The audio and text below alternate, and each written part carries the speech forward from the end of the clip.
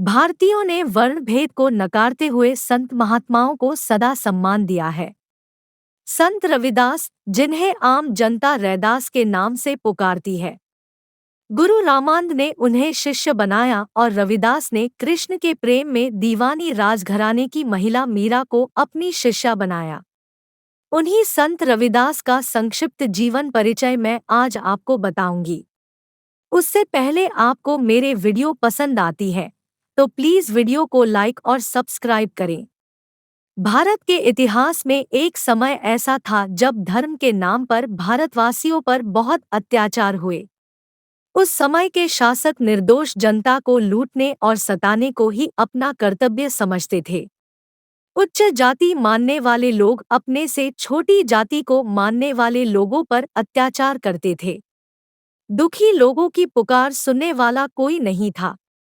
ऐसे समय में भारत में कई संतों और महात्माओं ने जन्म लिया। उनमें से एक थे संत रविदास जी, जिन्हें संत रैदास भी कहते हैं।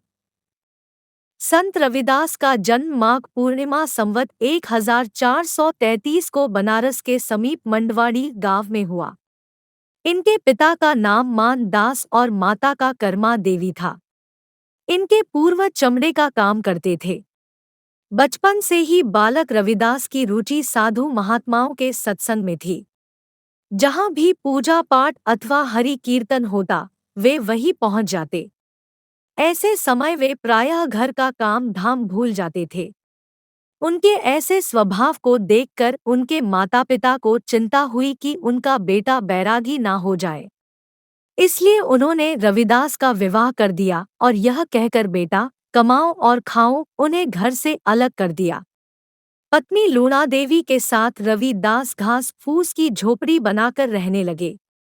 वह चमड़े का काम करते और उसी आय पर अपने जीवन निर्वाह करते। कुछ वर्षों के पश्चात उनके यहाँ एक पुत्र रत्न भी पैदा हुआ।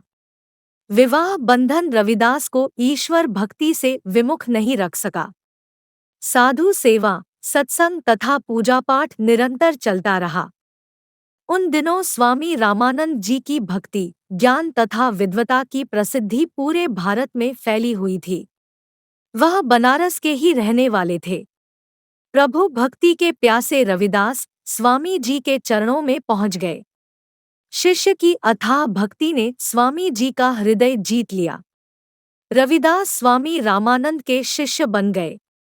अब रविदास को अपना लक्ष्य प्राप्त करने का मार्ग मिल गया। संत रविदास संत कबीर के गुरु भाई भी हो गए। दोनों जात पात तथा ऊंच नीच में विश्वास नहीं रखते थे।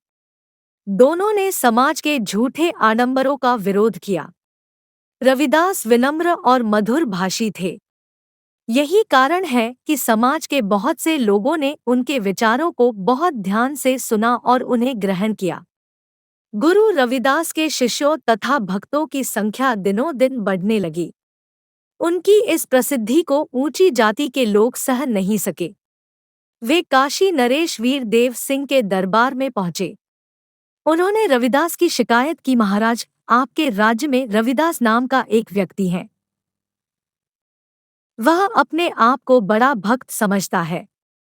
वह लोगों को गुमराह कर रहा है। वह कहता है कि सभी लोग बराबर है।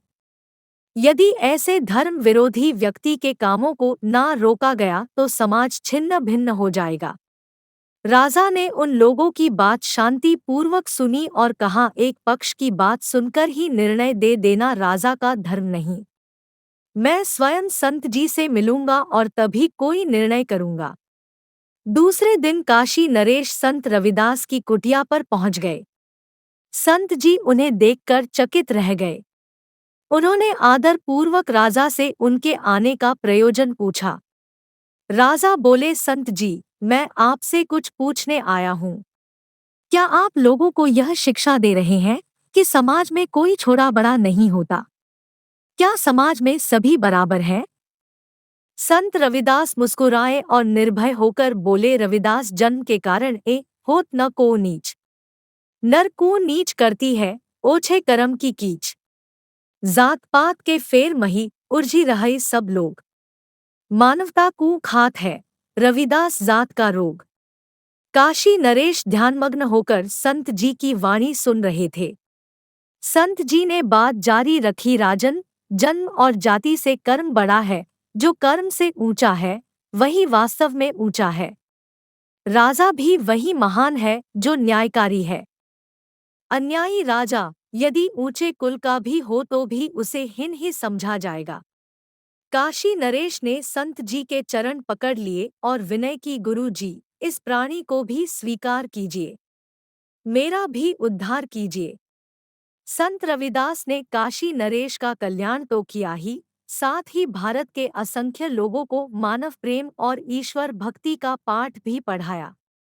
उनकी प्रसिद्धि देश के कोने कोने में फैल गई। कृष्ण भक्ति की दीवानी मीराबाई ने तो उनसे दीक्षा भी ली थी। गुरु नानक देव जी तो बात बात में संत रविदास जी की वाणी का उल्लेख करते थे। समाज में कोई छोटा कोई बड़ा नहीं, सब समान है।